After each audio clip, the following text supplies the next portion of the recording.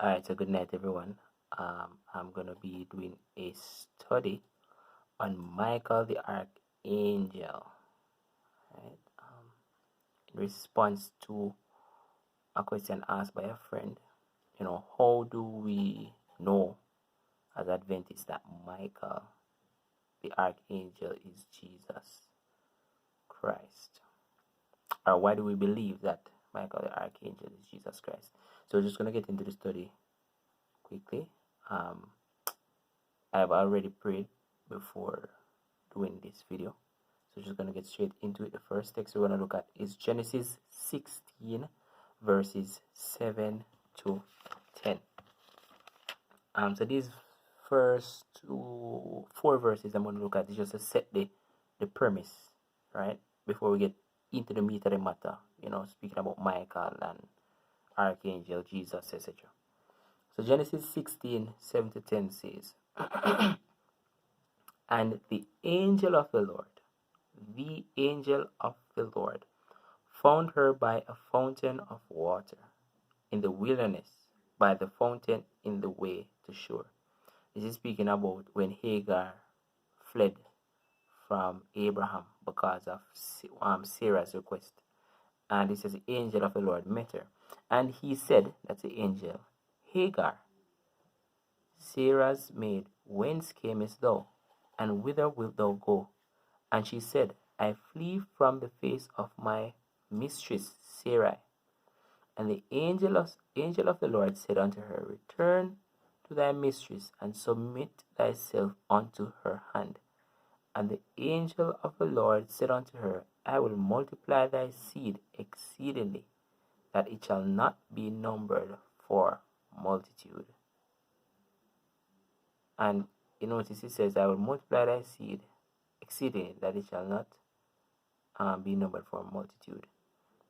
And that's pretty interesting, So the angel of the Lord, this individual that's described as the angel of the Lord, says that he will multiply Hagar's seed.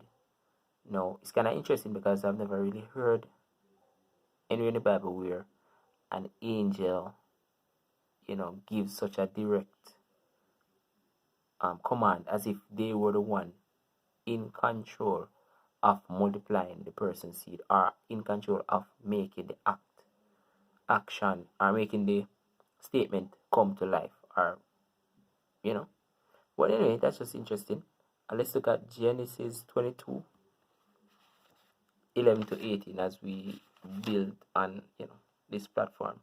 Genesis 22 11 to 18, and it says, and the angel of the Lord, here we see it again, called unto him out of heaven. That is when Abraham went to sacrifice his son Isaac, and said, Abraham, Abraham. And he said, here am I. And he said, lay not thine hand upon the lad, neither do thou anything unto him. For now I know that thou fearest God, seeing thou hast not withheld thy son, thine only son, from me. Right? It says, you have not withheld your only son from me. And this is the angel of the Lord speaking. And if you ask me, so far, this angel of the Lord person seems to be taking on God-like characteristics, because he didn't say you didn't withhold your son from the Lord. He said you didn't withhold your son from me. And Abraham lifted up his eyes, we're going to 18, and looked, and behold, behind him a ram caught in a thicket by his horns. And Abraham went and took the ram and offered him up for a burnt offering in the stead of his son. And Abraham called the name of that place Jehovah Jireh, as it is said to this day, in the mount of the Lord it shall be seen.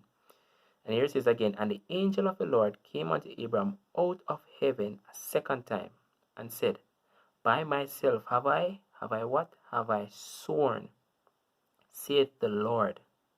Saith the who? Saith the Lord.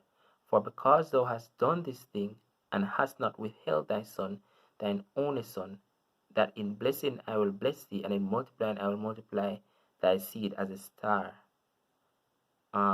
Seed as the stars of the heaven, and as the sand which is upon the seashore. And thy seed shall possess the gate of his enemies. And in thy seed shall all the nations of earth be blessed, because thou hast obeyed my voice.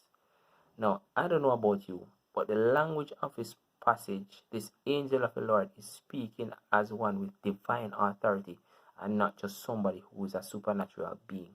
Because you already know it keeps referring to me, I will do this. You were faithful to me, you obeyed me, I'm gonna bless you, So so building block by block, and now these verses make it even more explicit or more clear, this idea that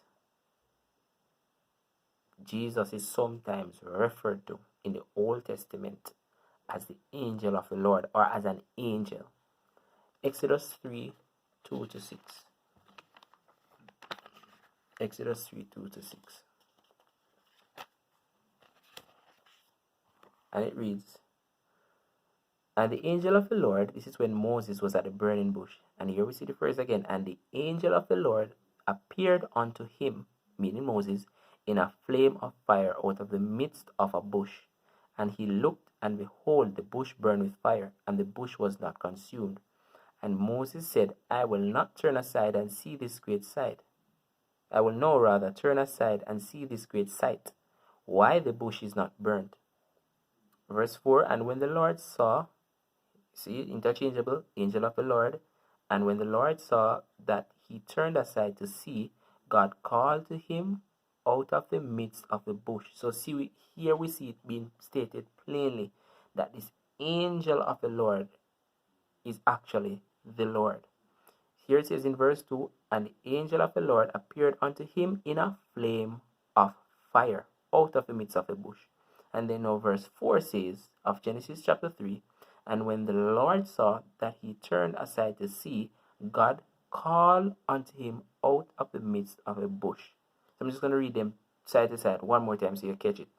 Exodus 3 verses 2 to 6. Verse 2 says, "And the angel of the Lord appeared unto him in a what? Flame of fire out of the midst of a bush."